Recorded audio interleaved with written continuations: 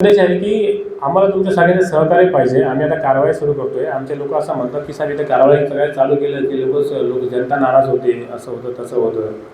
मी त्यांना तेच म्हटलं, त्यांचं पण एका दृष्टीने काही चुकीचं वाटत नाही, कारण की रोड चांगले नाही तुम्ही कारवाई करायला घेताय, तर कारवाई पण प्रेमाने झाले पाहिजेत म्हटलं. आता आम्ही थोडा हेल्मेट वाटपचा प्रोग्राम ठेवला आहे. 50 हेल्मेट आणले झाले. आता ॲक्च्युली कसं असतं की आमच्याकडे तेवढा फंड नाही पोलिसांकडे की सगळ्या ठिकाणी. आता काल तुम्ही न्यूज बघितली असेल, आम्ही कॉलेजच्या विद्यार्थ्यांना, म्हणजे आमच्या सेंट जॉन पालघरच्या कॉलेजच्या विद्यार्थ्यांना 100 हेल्मेट वाटप केले.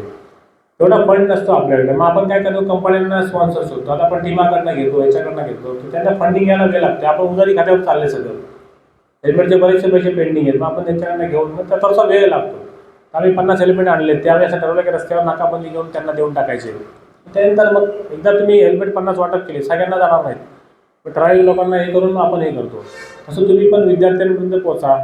तुम्ही काय सेनेवाले आहेत, काय इथं शिक्षक पण असतील, काय रिक्षावाले आहेत, रिक्षावाले विद्यार्थी, रिक्षावाला किंवा आमच्यासारखा माणूस हे